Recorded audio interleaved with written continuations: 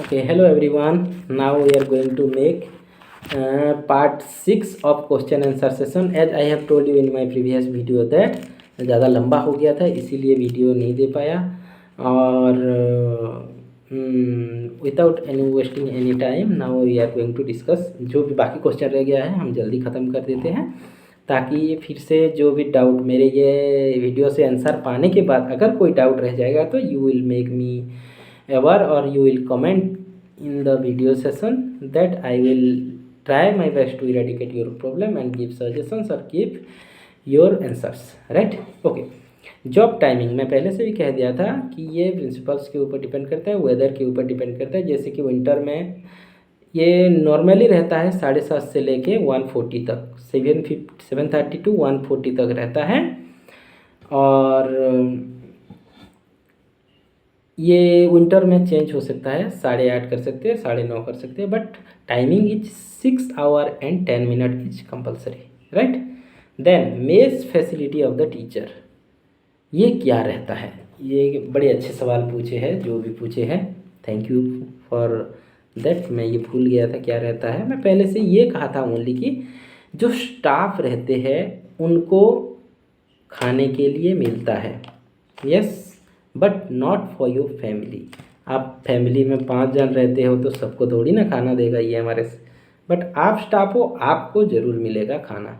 जैसे कि मैं अभी सिंगल रहता हूँ तो मुझे मिल जाना चाहिए खाना, मुझे खाना बनाने की ज़रूरत नहीं। ये बहुत अच्छी फैसिलिटी है JNV की तरह कि staff will get the breakfast, lunch, dinner, evening snacks, all those things what ever it may B provided from the institution to the children, that should be provided to you also। जो children को मिलते हैं वही मिलेगा, staff के लिए अलग से नहीं बनाया जाता, उन्हीं के में से मिलता है। और ये जो मेस फैसिलिटी होता है इसके ऊपर और मैं भी कुछ और कहना चाहता हूँ। ये कभी कभी टीचर को भी रिस्पॉन्सिबिलिटी मिलता है कि मेस चलाओ बोल के, जहाँ पे हमारा जो कैटरिंग असिस्टेंट नहीं होते हैं। कैटरिंग असिस्टेंट एक पोस्ट भी रहता है इसमें। जिस स्कूल में कैटरिंग असिस्टेंट पोस्ट नहीं रहता है वहाँ पे टीचर को रोटेशन के हिसाब से रिस्पॉन्सिबिलिटी मिलता है कि आप 1 महीना चलाओगे मेस। उसमें आपको वाउचर भरना पड़ता है। जो हमारा होम डिलीवरी रहते हैं, पहले क्या होता था, ये बहुत हेडेक रहता था कि मतलब टीचर ही जाएगा मार्केट में, वो सब्जी खरीदेगा, जो भी डेली का होता था टीचर जाएगा। मतलब फिजिकली वो बहुत ज़्यादा रन करते थे, बहुत ज़्यादा मेहनत करना पड़ता था। वो सुबह सुबह जाएंगे, 7:30 तक वो आएंगे, आने के बाद रेडी होके फिर स्कूल आएंगे, बच्चों को पढ़ाएंगे। आफ्टर दैट शाम को क्या होगा, वो भी मेन्यू बनाएंगे। और ये जो मेस फैसिलिटी कहते हैं, ये गवर्नमेंट के थ्रू से एक मेन्यू आता है, उसी मेन्यू के हिसाब से बच्चों को खाना प्रोवाइड किया जाता है और उसी हिसाब से सामान भी आता है। तो पहले क्या होता था, उसी हिसाब से सामान खरीदना पड़ता है, डेली जाना पड़ता था टीचर को। ला के तो रख नहीं सकते हैं दिन पूरा, 2 दिन 3 दिन का ख़राब हो जाएगा, तो टीचर को डेली जाना पड़ता है। But in this recent time क्या हुआ, ये रूल को तोड़ा गया और क्या फ़ायदा किया गया कि डिलीवरी करने के लिए आप लोगों को सिलेक्ट कर सकते हो। जैसे कि दूध वाला, उनको बोल देंगे कि आप इतने लीटर दूध पहुँचा देना। मछली वाला जिस दिन होगा वो पहुँचा देगा। चिकन जो भी है, एग्स वो भी लोग पहुंचा देगा। वेजिटेबल्स किसी एक दुकान को कांटेक्ट करेंगे जो कि रेगुलरली वेजिटेबल्स लाता है। इसी तरीके से मेस फैसिलिटी प्रोवाइड किया गया है। और जहाँ पे असिस्टेंट कैटरिंग रहता है, कैटरिंग असिस्टेंट रहता है, वहाँ पे वो ये सब कुछ मैनेज करता है कि क्या according to the rules. But जो मेन्यू रहता है गवर्नमेंट के थ्रू से जो प्रोवाइड किया जाता है उसमें थोड़ा सा चेंजेस भी आ सकता है। क्या चेंजेस आ सकता है, जैसे कि अभी टमाटर का रेट लगभग 200 है केजी सुंदरगढ़ में, ठीक है। तो टमाटर की जो मेन्यू में है, खट्टा तो है, टमाटर की जो खट्टा रहता है वो मेन्यू में है, वो तो दे नहीं सकते। उसके बदले हम कुछ और दे सकते हैं, जैसे कि दही बूंदी दे सकते हैं। तो इस तरीके से थोड़ा बहुत चेंजेस ला सकते हैं according to the conditions, according to the situations of the environment as well as the weather, ठीक है। जैसे कि ठंड में हम ठंडे वाली चीज़ नहीं दे सकते खाने के लिए, यस, जैसे कि दही हो गया, लस्सी हो गया, ये सारी चीज़ें नहीं देंगे। तो वेदर कंडीशंस को लेके गवर्नमेंट जो प्रोवाइड करता है उसमें थोड़ा बहुत चेंज करके हम दे सकते हैं खाना। ये होता है मेस फैसिलिटी। और फिर से दोहरा रहा हूँ, all the teachers, all the staff provide, जो कि हॉस्टल वार्डन से लेके teaching staff, principal, non teaching staff, all those will get the facility of taking lunch, breakfast, dinner, all those things in the विद्यालय premises, right. और एक सवाल था कि गवर्नमेंट जो प्रोवाइड किया गया है उस क्वार्टर में कोई ना रहने की कोशिश करे तो उसको एचआरए मिलेगा या नहीं। यहाँ पे क्वार्टर सफिशिएंट होता है, सभी को रहना कंपलसरी है, सभी को हॉस्टल का बच्चों का ड्यूटी रिस्पॉन्सिबिलिटी मिलता है, इसीलिए रहना पड़ता है। बट इफ़ कोई लोकल कहे, जैसे कि मान लीजिए कहीं किसी एक शहर में, जैसे कोलकाता तो बड़ा हो जाएगा, कहीं पे छोटा सा संबलपुर में कोई लोकल है और वो संबलपुर में कोई एमआरएस है, वहाँ पे रह रहे हैं, तो वो घर से जाने आने की रिक्वेस्ट कर सकते हैं। प्रिंसिपल अगर सेटिस्फाइड हुए और उनके साथ अगर उनका मतलब बातों का बॉन्ड है, या फिर प्रिंसिपल सेटिस्फाइड हुए और वो जाने के लिए परमिशन दे सकते हैं, at that time, at that situation they may go to the home, but day time में उनको सारा रिस्पॉन्सिबिलिटी निभा के जाना होगा। एंड अगर आपकी मेडिकली कोई प्रॉब्लम में है, जैसे कि आपकी मम्मी हो, पापा हो, या कोई भी डिपेंडेंट पर्सन जो भी फैमिली का हो, और उनको देखभाल करने के लिए कोई और नहीं है आपके अलावा, तो आपको प्रिंसिपल परमिशन दे सकते हैं। वो भी प्रिंसिपल के ऊपर डिपेंड करता है, वो अगर सेटिस्फाइड हुए तो वो परमिशन दे सकते हैं कि आप घर जाके रह सकते हो स्कूल के बाद। बट उसके बाद भी वो ये बोल सकते हैं कि स्कूल के बाद आपको 5 बजे तक रुकना है, हॉस्टल का चार्ज लेना है, बच्चों का चार्ज लेना है, आफ्टर दैट आप जा सकते हो। ऐसे भी आप कन्विंस कर सकते हो। So you should have to convince with the parent principal, and after that you will go out of the station. out of the station means out of the school, right? School को station ही कहा जाता है, केंद्रीय विद्यालय में भी, JNV में भी और ईएमआरएस में भी। यस, स्टेशन छोड़ के जाना मतलब ये रेलवे स्टेशन, बस स्टैंड, ये नहीं होता है, स्कूल होता है, राइट। यस, देन वो भी ये रूल रहता है कि आप स्कूल प्रीमिजेस से 8 किलोमीटर की दायरे में रहेंगे। हम मैं भी 1-2 किलोमीटर इधर उधर हो सकता है, पर रूल्स के हिसाब से 8 किलोमीटर की दायरे में रहेंगे, right. Okay, then next question is lab attendance working time. वही मैंने बताया कि जो टाइमिंग बच्चों का है वही टाइमिंग लैब अटेंडेंट का है, but after that whatever the duty and responsibility is given to you by the institution managing or by the principal, you should have to do it, right?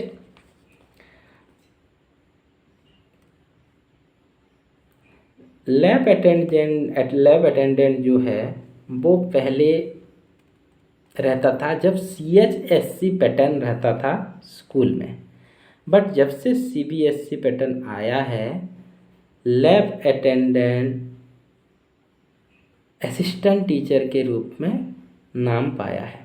But इस बार फिर से EMRS में lab attendant का post खाली हुआ है और उस पोस्ट को भर्ती के लिए रिक्रूटमेंट आया है।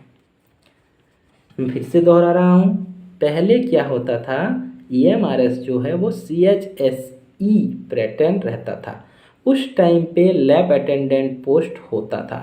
बट जब से CBSC हुआ है तब से लैब अटेंडेंट को असिस्टेंट टीचर कहा गया, लैब अटेंडेंट नहीं कहा गया।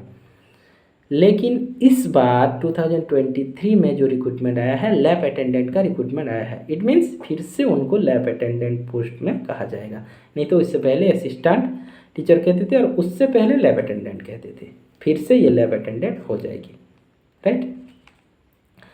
देन नेक्स्ट क्वेश्चन था how many hostel warden will be there. यहाँ से सेकंड था ये, how many hostel warden is there in a school. देखिए रूल्स के हिसाब से हम जाए तो 100 स्टूडेंट्स के लिए एक वार्डन जरूरी है। रूल्स के हिसाब से बहुत सालों पहले ये आया था लेटर, बट बात ये है कि ये अभी एक स्कूल में एक ही वार्डन भी नहीं है, मतलब इतने पोस्ट खाली है, तो इसे तो हम नहीं कह सकते कि रूल तोड़ा गया। क्या करें, पोस्ट खाली रह गया तो। बट जनरली हम देखा जाए तो गर्ल्स के लिए एक मैट्रन होता है और बॉयज़ के लिए एक वार्डन होता है। वार्डन को मैट्रन कहा जाता है गर्ल्स की, ठीक है, इसको डिफरेंट पोस्ट मत मानिए, राइट। जो गर्ल्स के लिए एक वार्डन रहते हैं लेडी वार्डन, बॉयज़ के लिए एक जेंट्स वार्डन, राइट। तो एक स्कूल में 2 वार्डन रहेंगे, बट रूल्स के हिसाब से अगर पोस्टिंग किया जाएगा तो according to the strength of the student warden will be provided. Okay, next, library post में रिस्पॉन्सिबिलिटी होता है या नहीं? यस, ऑब्वियसली होता है। लाइब्रेरी का जो टाइमिंग है, स्कूल टाइमिंग, बच्चे गए बच्चे आए उसके बाद ख़त्म होता है, उसके बाद फिर ड्यूटी करना पड़ता है जो भी दिया गया है रोटेशन बेसिस पे। लेकिन एक बात मैं कहना चाहूँगा कि मतलब स्टाफ अगर फुल हो तो काम की भीड़ जो रहता है वो बहुत कम हो जाता है, और उतना ज़्यादा काम नहीं होता, जो भी काम होता है रोटेशन वाइज होता है। बट अगर स्टाफ कम हो तो लोड तो वर्किंग लोड तो पड़ेगा। सॉरी, अभी के टाइम पे EMRS में बहुत ज़्यादा कम स्टाफ है, और आप सभी की जब पोस्टिंग होगा तब EMRS में आई थिंक मैक्सिमम स्कूलों में फुल स्टाफ हो जाएंगे और उतना वर्किंग लोड नहीं होगा। ये एक बहुत अच्छी पॉजिटिव बात है, क्योंकि इतना ज़्यादा रिक्रूटमेंट पोस्ट वैकेंसी नहीं निकला था आज तक EMRS में, right. Okay, next, then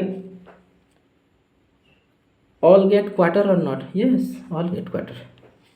warden duty, yes, इसको हम कह सकते हैं 24/7 आवर ड्यूटी सभी का है। कभी किसी का आ गया ड्यूटी तो ऐसे ही है रोटेशन वाइज, और ये इतना भी ज़्यादा भीड़ नहीं है। अगर किसी का प्रॉब्लम हुआ तब आपको जाना है, नहीं तो आप अपनी घर में रेस्ट ले सकते हो।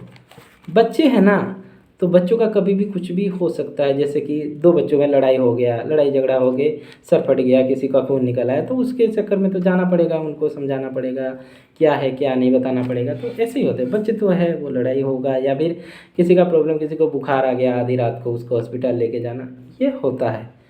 मतलब ऑल स्कूल में, ऑल द रेसिडेंशियल स्कूल में ये होता है, कभी कभी आता है, और हर दिन तो नहीं आएगा। तो इसको तो हम नहीं डिनाई नहीं कर सकते, ये तो ड्यूटी निभाना पड़ेगा। तो इस तरीके की ड्यूटी रहता है, इसीलिए कहा जाता है कि 24/7 आवर ड्यूटी है। कभी भी किसी की कोई प्रॉब्लम आ सकता है तो आप लोगों को जाना पड़ेगा, राइट। देन प्रमोशन होता है या नहीं? यस, मैंने कहा था अभी तक कोई प्रमोशन का कोई वो नहीं आया है, लेटर नहीं आया है, लेकिन आपके भी में जैसे रूल है, ये अगर वैसे रूल चलाएंगे तो प्रमोशन वो भी असली होगा। 3 साल TGT करने के बाद PGT के लिए आप एलिजिबल हो, 5 साल PGT करने के बाद आप वाइस प्रिंसिपल के लिए एलिजिबिलिटी हो, और 3 साल वाइस प्रिंसिपल करने के बाद आप प्रिंसिपल के लिए एलिजिबिलिटी हो, राइट। ओके डियर फ्रेंड्स, हाँ, और एक सवाल था बॉन्ड के ऊपर। जैसे कि कोई किसी ने पूछा था कि हम अगर केंद्रीय ज्वाइन करें EMRS, मेरे अंदर से केंद्रीय विद्यालय आ जा रहा है क्योंकि मैं आई एम वर्किंग हियर ना, सो केंद्रीय विद्यालय ज़्यादा नाम आ जा रहा है। हाँ, किसी ने ये पूछा था कि बॉन्ड, जैसे कि केंद्रीय विद्यालय में आप ज्वाइन करोगे तो 2 साल का बॉन्ड लिखना पड़ता है। उसमें क्या रहता है, अगर आप 2 साल के अंदर जॉब छोड़ के गए तो 2 लाख आपको केंद्रीय विद्यालय संगठन को देना पड़ेगा, और लास्ट मंथ की सैलरी आपको नहीं मिलेगा। मीन लगभग 2.5 लाख हो गया, राइट। और हमारे उड़ीसा की जो OAVS है उसमें यह है कि आपको टोटल ऑल सैलरी देना पड़ेगा व्हाटएवर यू हैव टेकन। जैसे कि किसी का 1.5 साल 1 ईयर एंड 6 मंथ वो जॉब किया है, और वो जॉब छोड़ के किसी दूसरे जॉब में जा रहे हैं, या फिर वो रिजाइन कर रहे हैं उसी जॉब से, तो उनको जितना भी सैलरी वो लिए हैं वो सारा रिटर्न करना पड़ता है। लेकिन EMRS में ऐसा कोई बॉन्ड है नहीं। आगे क्या होगा इस पोस्टिंग के बाद वो नहीं पता है, क्योंकि सेंट्रल गवर्नमेंट रूल अगर अप्लाई करेंगे KSK JNV एंड KVS की तो बॉन्ड रहेगा ही रहेगा। अगर नहीं करेंगे मैं भी कुछ रूल्स में चेंजेस ला सकते हैं, क्या होगा क्या नहीं that depend upon the government और institutional body that run the EMRS। जो इंस्टीट्यूशनल बॉडी जैसे कि मिनिस्ट्री ऑफ ट्राइबल अफेयर्स, वो जो रूल रेगुलेशन चलाएंगे वही होगा। छुट्टी में भी सैलरी तो आपको मेंशन किया गया है, रेगुलर सैलरी मिलेगा, उसमें कोई चेंजेस नहीं है। CLEL में जो रूल वो चलाएंगे, रूल चलाएंगे तो किस में चलाएंगे, CLEL में। देन आपकी जो रहता है ये प्रमोशन में। देन आप लोगों का रहता है जो अपॉइंटमेंट में कि कौन सा नियरेस्ट देंगे या दूर में देंगे।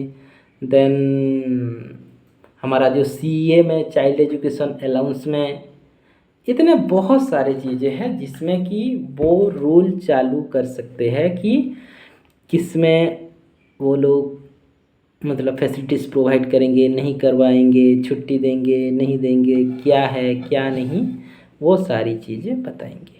और किसी ने ये भी सवाल पूछे थे कि हमें जो वैकेशन होता है, ये जो छुट्टियां होता है 45 डेज का, उसमें सैलरी मिलता है या नहीं। Yes, you are the employee, you are the regular employee, you will get salary, it may be holiday, it may be जो भी हो।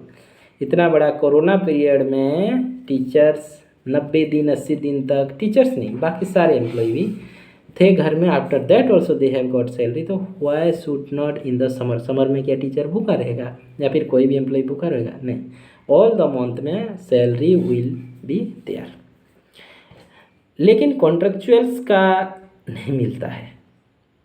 जो पार्ट टाइम टीचर होते हैं, नो वर्क नो पेमेंट, ये रूल फॉलो होता है, राइट।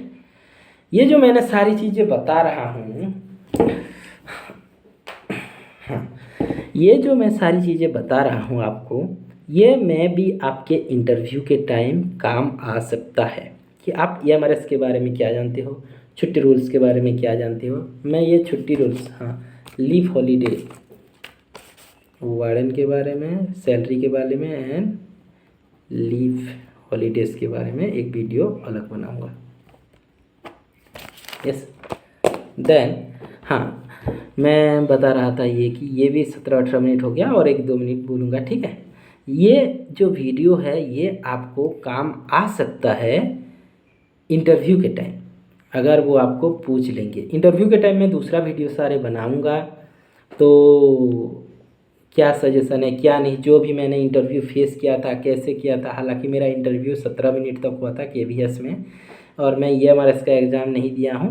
मैं भी इस बार EMRS का एग्ज़ाम देने के लिए डाला हूँ, हालांकि मैं उसमें ज्वाइन करूँगा नहीं करूँगा वो मेरी पर्सनल बात है, बाद में देखेंगे। बट EMRS का फॉर्म डाला हूँ for my experience that whether I am eligible और नॉट, राइट।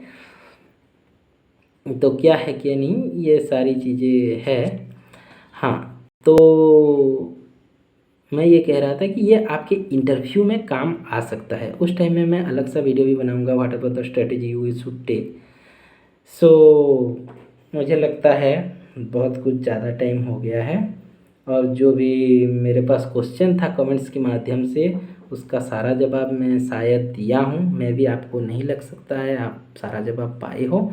अगर किसी को ये लगेगा कि आपको और कुछ भी जानना है और कुछ भी सवाल का जवाब है, तो आप मुझे कमेंट्स के माध्यम से बता सकते हैं। मैं ट्राई करूँगा अपनी बेस्ट देने के लिए, to collect the information, collect your question answer and provides you in my next video. तब तक के लिए मेरा एक ही रिक्वेस्ट है आपसे, प्लीज़ अगर आप मेरे इस वीडियो से कुछ भी आपको थोड़ा सा भी नॉलेज मिल रहा है, तो please do subscribe my channel. अगर सब्सक्राइब किए हुए तो आप जो वीडियो देखिए उसको प्लीज़ लाइक कर दीजिए and share with your friends that they will also get chance to know everything whatever you have known from my video. Okay, जो आप मेरे वीडियो से जानते हो वो लोग भी जानने की उनको मौका मिले। ओके, थैंक यू, यही मेरी रिक्वेस्ट है। Okay dear friends, have fun and get prepare for your valuable exam that will make your life as bright and bright, and all the best for your preparation and attending your exam. Okay, तब तक के लिए नमस्कार, धन्यवाद मेरे video को देखने के लिए. Okay, bye bye.